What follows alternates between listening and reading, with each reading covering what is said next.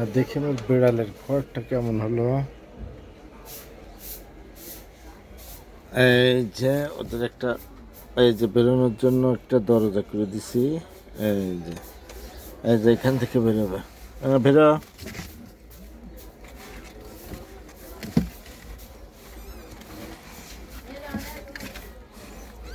এই যে, আর অনেক খুশি এখান থেকে বেরোচ্ছে। আর